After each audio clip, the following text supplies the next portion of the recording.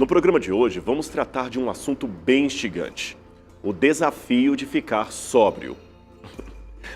Não é o que você está pensando. Não faremos um programa sobre a bebida alcoólica, ou melhor, não faremos um programa sobre a bebida alcoólica apenas e os alcoólicos que se consomem por ela. Mas antes, discutiremos as dificuldades que temos, todos nós, de encarar a realidade como ela é. Algumas propostas não eficazes acabam aparecendo por aí. Recentemente eu vi uma imagem de internet, destas com humor de botequim, que mostrava um grupo de amigos colocando flores na lápide de um companheiro de copo, no qual diziam: "Aqui jaz fulano, enfim sóbrio". Da piada para a realidade, eu fico pensando se esta não seria a frase de epílogo na vida de muita gente por aí. E como eu disse, eu não estou falando necessariamente de alcoólatras precisando de tratamento. Há infinitas formas de se embriagar que não seja através de um copo de bebida alcoólica. Qualquer distração da vida que nos coloque tempo demais fora de órbita é um tipo de embriaguez que pode vir na forma de uma tecnologia, um esporte, um uso exagerado do celular ou até mesmo uma inocente ida ao shopping center. Você certamente já viu algum reality show sobre acumuladores, não é mesmo? Trata-se de pessoas que geralmente perderam algum ente querido ou compensam a perda entupindo a casa de objetos que não precisam. Vivem cercados de coisas que funcionam como uma trincheira, separando-as da dor e do mundo real. Em alguns casos, elas acabam comprometendo a saúde, a higiene e a segurança tanto delas mesmas como daqueles que convivem em sua casa, e até os vizinhos são afetados.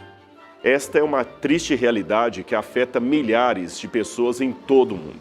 Eu não posso ser irresponsável em diagnosticar a maior parte do mundo como sendo acumuladores compulsivos ou obsessivos. Eu não tenho preparo para fazê-lo, nem mesmo em casos individuais, quanto mais coletivos. Contudo, se tirar o adjetivo final que caracteriza a patologia compulsivo, obsessivo, não creio que estaria cometendo um impropério em comparar a perda de Deus e os resultados que advêm dela com o que passa na mente de um compulsivo devidamente diagnosticado. O que eu estou tentando dizer é que, em menor ou maior grau, uma grande parte de nós somos acumuladores tentando compensar a ausência, no caso a ausência divina, com o acúmulo de coisas que adquirimos dia após dia, ao ponto de nem termos tempo para usufruir aquilo que possuímos. Como ironizou alguém, gastamos o dinheiro que não temos com aquilo que não precisamos para mostrar a quem nós não amamos aquilo que nós não somos. Portanto, nesse programa, eu quero falar com você um pouco sobre o viver a realidade e como essa exacerbada obsessão por acumular coisas e tecnologias seria, na verdade, um reflexo do vazio deixado por Deus. Essa substituição material, diga-se de passagem, já é ela mesma uma compensação dada ao ego humano que se assentou no trono divino apenas para descobrir que não sabia o que fazer com o cetro na mão. Estou falando especialmente do advento do super-homem apregoado por Nietzsche. E não adianta argumentar com otimismos maquiados. Há até alguns tentando redimir Nietzsche do grupo de filósofos pessimistas, tentando ver otimismo em suas palavras. Mas não é bem assim. Veja, não sou um extremado pessimista como seguidores de Schopenhauer, nem um nihilista convicto como aqueles que acreditam que nada tem sentido absoluto. Não sou assim. Curto uma boa piada, a companhia de amigos e um dia brilhante de sol numa praia paradisíaca. Também curto a beleza do entardecer, do sorriso de uma criança. Não obstante, deixe-me dizer que eu não sou um iludido. O mundo não está bem. Tolo é aquele que insiste em negar o óbvio. O século XX já passou e continuamos entre Sartre e Foucault. Quem é filósofo entende o que eu estou dizendo. Continuamos pagando a dívida da miséria, da desigualdade social, 2 guerras mundiais, instabilidade econômica, medo da guerra atômica. Como disse poeticamente Jean Baudrillard, autor do livro Sociedade de Consumo, era uma vez um homem que vivia na raridade. depois de muitas aventuras e de longas viagens através da ciência econômica, encontrou a sociedade da abundância. Casaram-se e tiveram muitas necessidades. Esse livro me pôs muito a pensar. E se você pensa que são convicções religiosas que me fazem ver com pouco otimismo o quadro atual da história humana, saiba que estou na companhia de pensadores até mesmo marxistas e ateus que também não viam ou não veem com bons olhos os rumos do mundo pós-moderno. Quer alguns exemplos? Então lá vai. Lukács descreveu esta era como o fim da razão. Althusser a chamou de ilusão permanente. Adorno a considera, ou pelo menos considera o cidadão contemporâneo como um sujeito prejudicado. E Benjamin foi um outro autor que foi enfático e até recebeu o apelido de anjo da catástrofe. E finalmente o mais famoso deles, Sartre, eu não poderia deixar de citar Sartre, completa o quadro de pessimismo retratando a existência como a náusea e a vida como um inferno. Aliás, na peça Entre Quatro Paredes, escrita por Sartre, a última fala do personagem é um desabafo de desânimo. Ele fala, e então? Vamos continuar? Todos esses autores que eu citei, há uma, falavam da existência de uma maneira estoica, quase apocalíptica. Eles parecem bem distanciados daquele otimismo que marcou o início do racionalismo na Europa. O pessimismo, portanto, não é exclusivamente dos crentes desiludidos com o mundo de pecado e que esperam a volta de Jesus, não. O pessimismo é uma corrente filosófica que conta com conceituados nomes como Schopenhauer, Kafka e, apesar de algum protesto, do próprio Nietzsche. O paraíso do racionalismo demonstrou ser uma grande e momentânea ilusão. Vivemos a falência da modernidade iluminada e racionalista. Guerras, fomes, catástrofes por todos os lados. Veja por você mesmo se não é exatamente isso que aconteceu na história do consumismo que se confunde com a própria trajetória capitalista.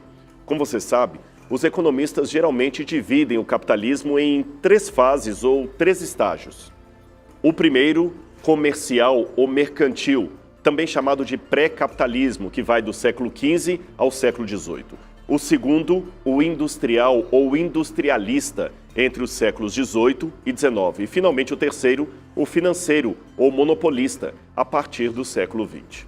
Pois bem, Jean Baudrillard, que citei há pouco, desenvolveu esta mesma linha cronológica fazendo uma contribuição que me interessa muito na argumentação desse programa.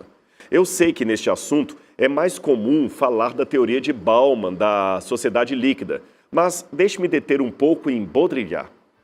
Ele supera a mera leitura do Ocidente como sociedade de consumo para apresentar os elementos adquiridos como objetos signo de uma carência maior. E apesar do estereótipo feminino, não pense que os homens estejam isentos desta febre de consumir. É claro que Baudrillard não chama essa carência de Deus, mas a sua descrição dela demanda uma caracterização externa, portanto, eu diria, divina. Os objetos de consumo são, para ele, lugares de atividade simbólica, onde valores sociais são construídos para oferecer ao sujeito a realização de ter, ostentar, distinguir-se. A renovação de bens surge como necessidade óbvia em face à efemeridade das coisas e ao vazio, que é maior do que tudo isso. Por esta razão, os produtos hoje são cada vez mais descartáveis, mais atualizáveis e readquiridos com base nos mesmos valores, a fim de criar no indivíduo a sensação ou sentimento de autorrealização. Mas o processo, na verdade, termina sendo um jogo de manipulações em que a ilusão é trocada por outra mais atualizada, criando, é claro, um vício, uma rotina, como disse Schopenhauer, uma constante oscilação entre a ânsia de ter e o tédio de possuir. Forte, não é mesmo?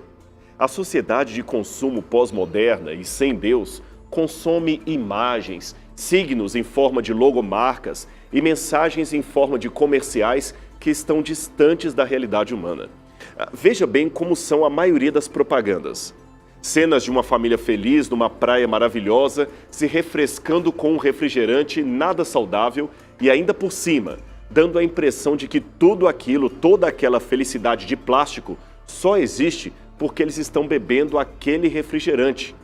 Aquele refrigerante que refresca e satisfaz, como diz o slogan no final da propaganda.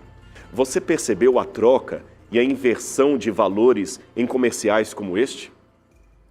E antes que alguém proteste, mas eu sei que aquilo não é realidade, que não é o refrigerante que me trará felicidade. Sou adulto bastante para entender que aquilo é apenas um comercial e nada mais. Ora, meu amigo, não seja ingênuo. Os especialistas em marketing não colocariam uma ilusão na tela de sua TV ou do seu celular se não soubessem o efeito que aquilo pode realizar no consumidor, que é você.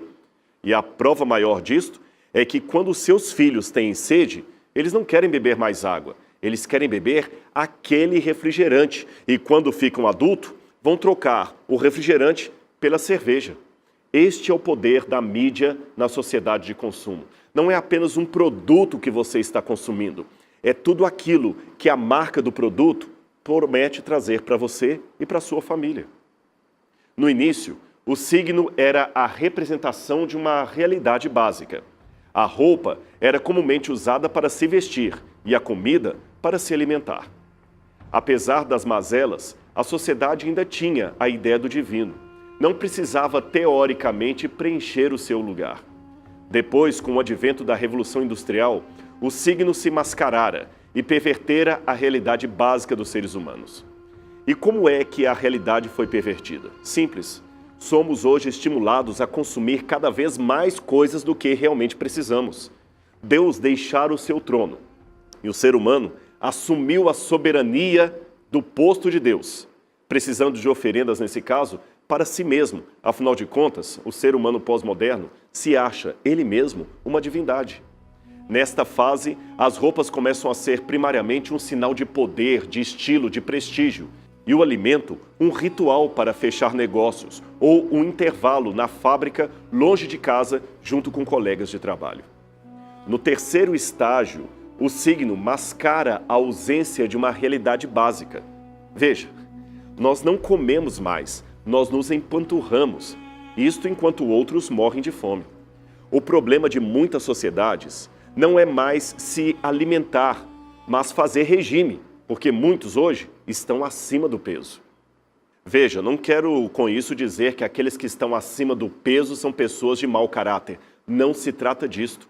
O que eu quero fazer nesse programa é levar você a refletir sobre alguns costumes aparentemente normais, porém, que têm por detrás de si elementos doentios.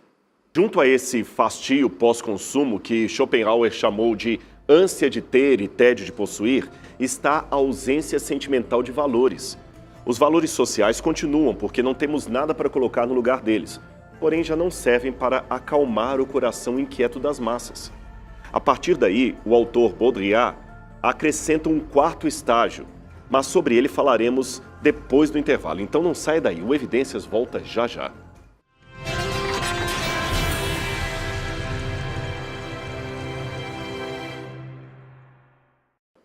Estamos de volta com o programa Evidências, hoje falando sobre o desafio da sobriedade e como ele se relaciona com a sede de Deus e a febre de consumo que temos hoje em dia.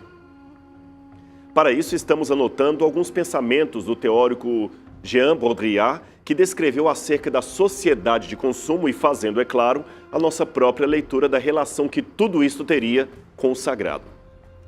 Antes do intervalo, nós falamos do quarto estágio do consumismo que o autor cita. E este é o tempo atual, em que o signo objeto já não tem mais relação alguma com a realidade. Mesmo assim, ele continua fascinando e encantando. Lembra o que comentamos sobre a propaganda de refrigerante e de cerveja? A leitura que o autor faz, claro que não é religiosa. Ele vincula tudo isto a uma questão de sociedade e política, agora marcadas não pela detenção de poder, mas pelos signos de poder. De minha parte, eu disse que estou fazendo uma própria leitura do sagrado, eu retomo a base que ele observa, ou seja, o companheirismo divino da questão. Continuamos reconfigurando, porém mantendo uma crise de ansiedade, fruto do perigo de se manter o controle sobre os signos, que são, no momento, a única coisa que restou depois da saída de Deus do cenário histórico. Quando estou falando de signos, você deve estar entendendo que não estou me referindo ao horóscopo, e sim a signos filosóficos, símbolos, marcas, elementos que simbolizam realidades. Signo é o nome mais filosófico que damos a estes elementos. Eu espero que isso fique claro para você. Pois bem, lembre-se que o comportamento, infelizmente pouco piedoso de grande parte dos religiosos, indica que Deus também se foi para muitos crentes, e estes igualmente entronizaram o seu próprio eu no trono da divindade. A diferença, porém, é que aqueles que fazem da religião um objeto de neurose e não de ligação com o divino, também estão sendo ateus a seu modo. É que, na verdade, existem dois tipos de ateísmo, o teórico e o prático. O ateu teórico é aquele clássico que diz que Deus não existe e ponto final. Já o prático é aquele sujeito que afirma crer em Deus, até vai à religião, mas vive como se Deus não existisse. Percebeu o processo? No fundo, o que temos é uma sociedade em que a sua maioria continua religiosa, porém, tristemente, vivendo sem Deus. O que me faz lembrar as palavras escritas ou preditas pelo próprio Cristo quando falou: quando vier o Filho do Homem, porventura achará fé na terra? Lucas 18, verso 9. A sociedade pode até não admitir, mas ainda está chocada, de luto, sem saber o que fazer sem a divindade da qual fomos forçados a nos despedir, especialmente por causa do racionalismo, consumismo, evolucionismo e outros ismos que vieram a partir da história moderna. Sabe o que aconteceu? Passada a euforia dos primeiros sentimentos positivistas e o efeito da geração SLD, caímos na real e vimos que estamos sem contato com a realidade. Não adianta disfarçar a quem queremos enganar. A sociedade está em colapso, meu amigo. O mundo está chegando ao fim. A história parece seguir para o abismo.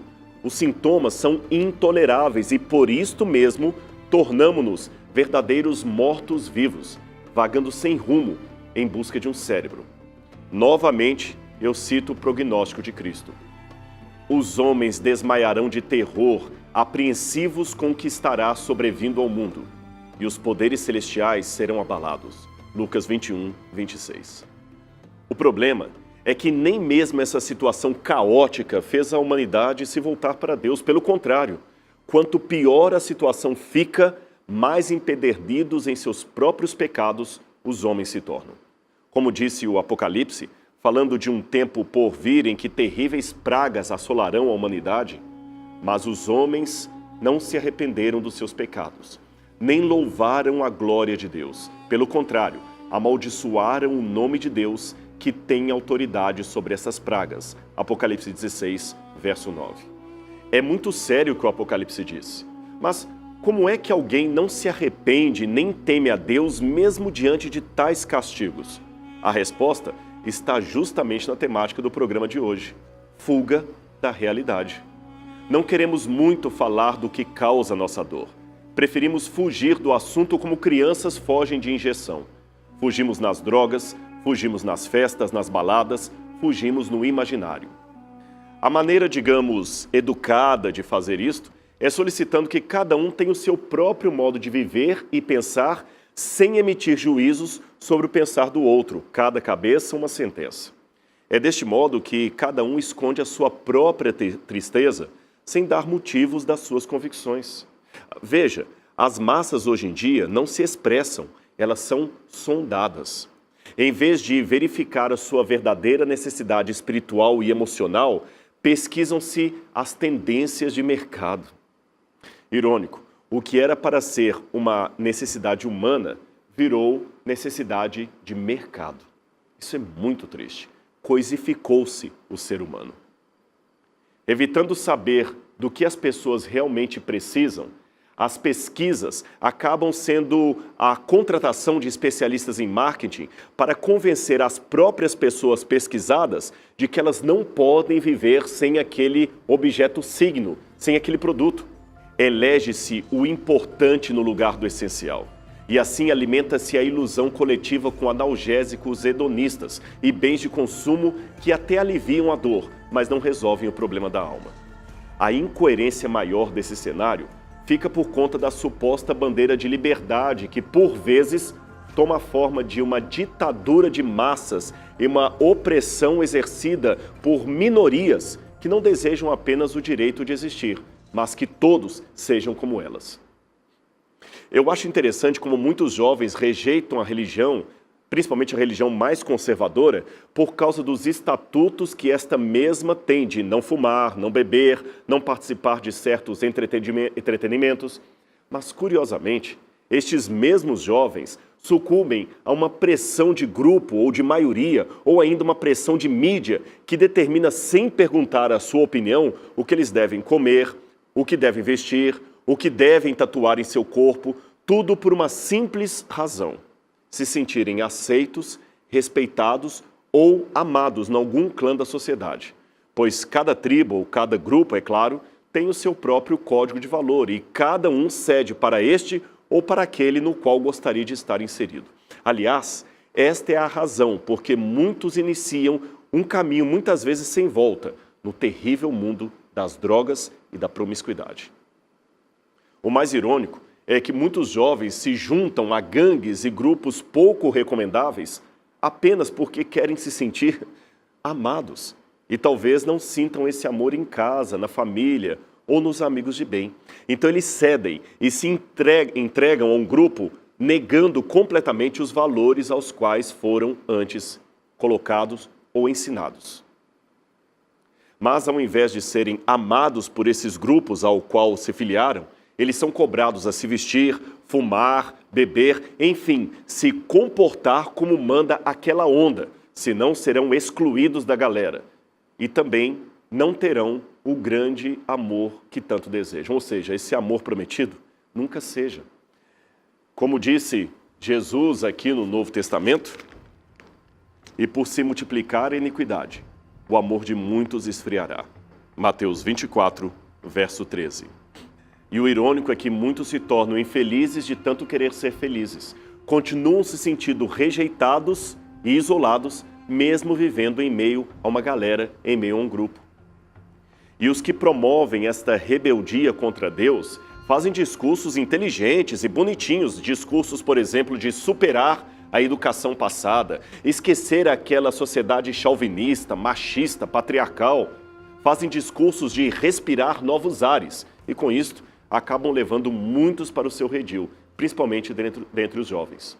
Eu acho curioso que eles falam de tolerância e respeito, quando na verdade o que mais querem é dogmatizar a sua agenda, principalmente a sua agenda ateísta, discriminando no grito aqueles que não se pautam por ela. Enquanto isto, grupos massificados sob a égide de uma suposta liberdade de expressão e de esquerdismo se limitam a reproduzir discursos que não são deles, mas sim de figuras midiáticas, igualmente manipuladas pelo jogo de interesse e poder daqueles agentes que garantem a sua riqueza, a sua fama, à custa de muito dinheiro. Agem como poetas do mundo grego, vendendo ao povo ilusões mitológicas patrocinadas por aristocratas, reis e até certos sofistas.